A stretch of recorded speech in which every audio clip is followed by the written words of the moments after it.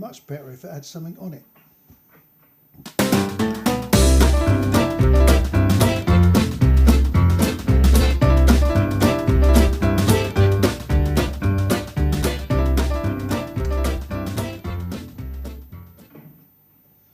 My wrist is stopped again.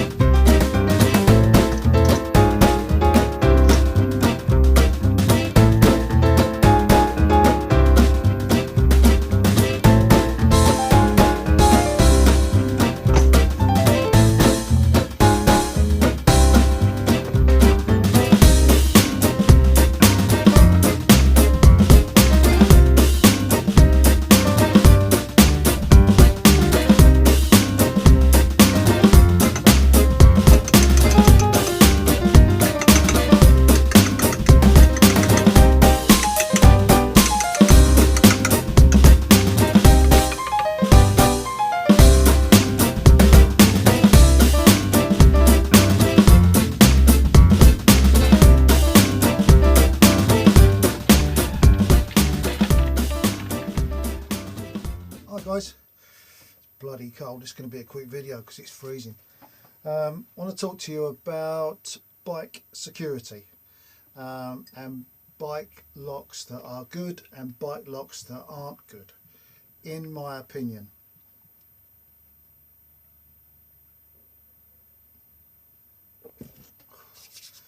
My name's Ed, this is the shed. Welcome to Ed's Shed.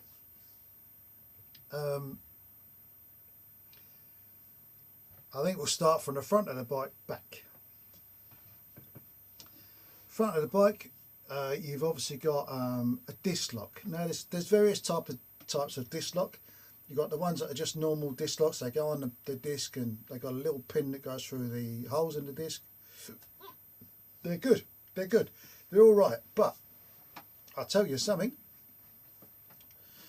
They're not as all right as you think.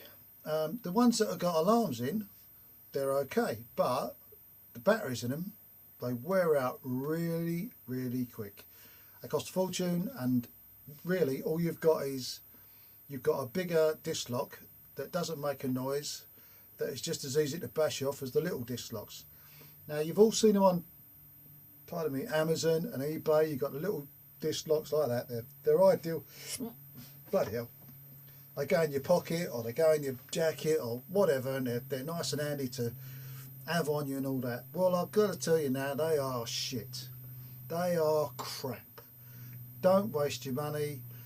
Don't waste your money on anything that's under 15 quid as a disc lock, because they are crap. I had one on the front of my bike, and all I did was wheel the bike out of the shed.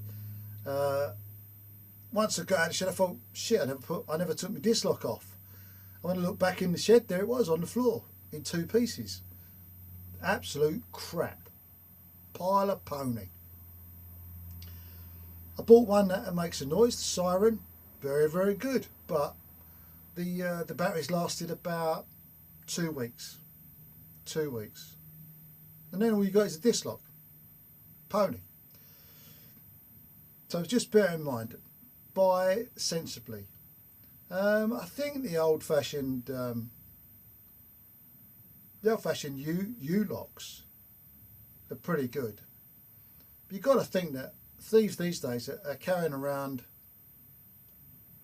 battery-operated, battery grinders, battery-powered grinders, yeah, which they could just take the locks off in about a minute. It doesn't take them long at all. So I've got to think of ways to stop these bastards from nicking your bike. Or anything really, breaking into your shed. all bikes have a disc lock, and yeah, it's, you know, not worth the metal it's made of, because they're not. You know, my bike ain't so bad because you've got a lot of I wouldn't say a lot of play, but there's a lot of cushioning on my bike because it's a touring bike. It's made that way to reduce the vibration, so it's all right. It's quite nice. But yeah, think about ways of doing it. If you can't buy something, make it. You could make it out of wood. You get a metal grinder on wood, it ain't going to do much damage. You know, it'll take a lot of time because the wood will clog up the bits for the grinder. So, you know, it's an idea, isn't it? So if you had a bit of freebie 2 going through your front wheel and screwed to the floor, well, they might struggle with that a little bit. You know, they might not, but they might. So just think about it. Just think about it. Think about what you can do to make it harder for them to take your bike out. If you've got a U-bolt that's clamped to the floor, my advice is have it so you can put your side stand in it.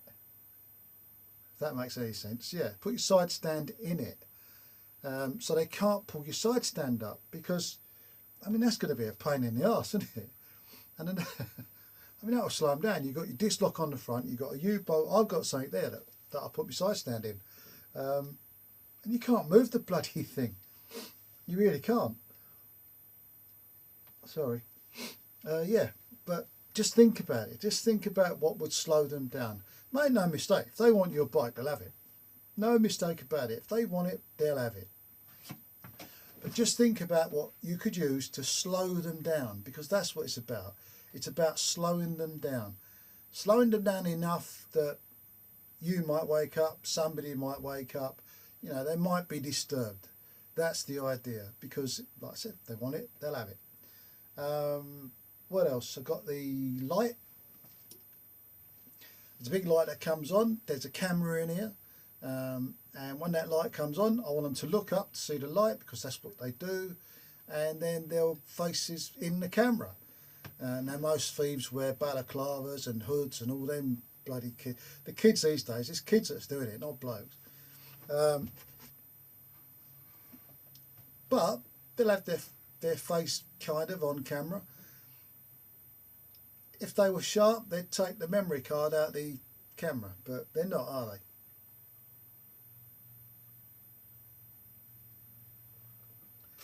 Yeah, just got to slow them down. The thing not to use, because they're a waste of time, is the locks that go over the throttle and the brake. They pull the brake in, put the clamp over it, lock it up, and go away. Waste of time. They get a pair of snips. They cut your front brake cable. Fluid comes out, and they can wheel your bike away. Complete waste of time. New cable on that bike. Pennies compared to what the bike's worth. Waste of time.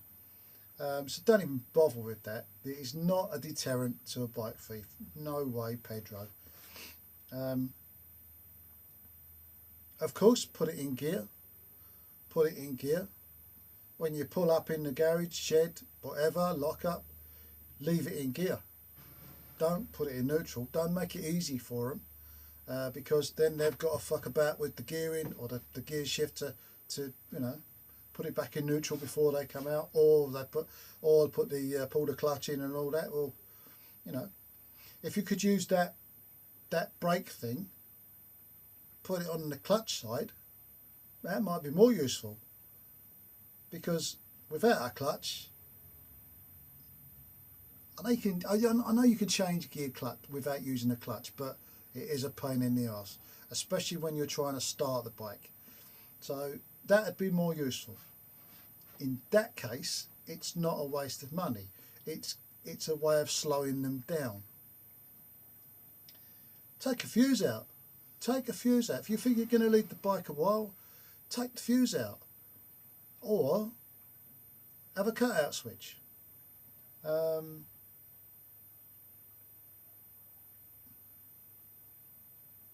Oh, sorry, I wonder what it was. Back to normal. Yeah, have a cutout switch on your bike, but don't have it on top of the tank or in the fairing or on the handlebars, where everyone can see it. Have it discreet. If you've got a fairing, put a switch in there and mark it spotlights, or mark it radio, mark it anything. But don't mark it cut-off switch, obviously. And don't leave it don't leave it without a mark, because then the idiot's still going, what's that? And they'll try it. So, yeah. But have a cutout switch. There are things on the market where you can buy switches that they're for batteries, like battery cutout switches. They're a cumbersome thing, but you could possibly put them under your seat. If you can get your seat off easy enough, put one of these under your seat. You turn the switch off, pull the key out, and there's no connection from the battery to anything else. I mean, that's a good idea. It will slow them down, because they won't think of that. They won't think of pulling the seat off because they can't start it. But slow them down. Right, let's working my way back. So we're under the seat now. Have an alarm. They're easy to fit. I fitted this one. It's it's a proper one, but I fitted it myself. It's easy enough to do. It's good. It's just good. Again, it's just a deterrent, because at 3 o'clock in the morning, that alarm goes off. Would I hear it?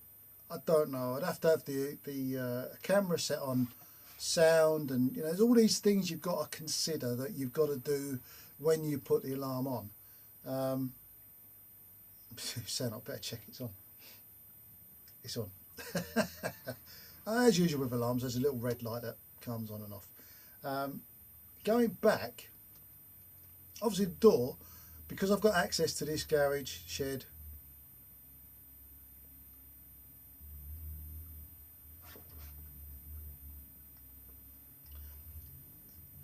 from another place, not through the back door.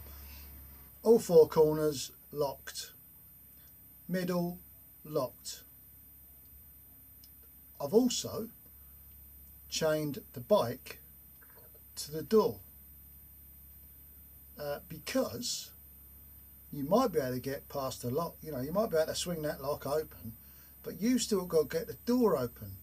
Now, to get the door open, you've got to drag a half-ton motorcycle across a floor that's in gear.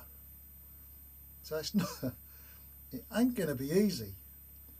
It's really not going to be easy, to say the very least. And I think it's a big thing. If you can chain your bike, to the inside of the door at the bottom, then it's not going to be easy for them to open the door. It really, really ain't. They've got to try and drag that door and the bike that's in gear, locked down, with an alarm on, across the floor, at least a foot, to get into the shed garage, to get all this stuff disconnected. Meanwhile, the alarm's going off, the lights are on, the neighbourhood's awake. So that's what I would say. I'd say think of it outside the box, if you like. Think of it outside the box to protect what's inside the box. Nobody ever thinks about connecting that to the door. Well, why would you? But you've got to, because that adds like the weight of the bike to the door.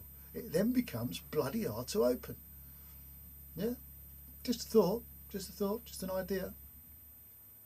If you've got any more ideas, if you've got any ideas you want to share with everybody else, then yeah, put them on the comments below, and we'll go over that, or I'll discuss it with you, either a later date. But anyway, that's what this video was about. It was about locking your bike up, making it difficult to get, but making it more of a pain in the arse to have it away. I hope someone don't come along now and have me fucking bike away.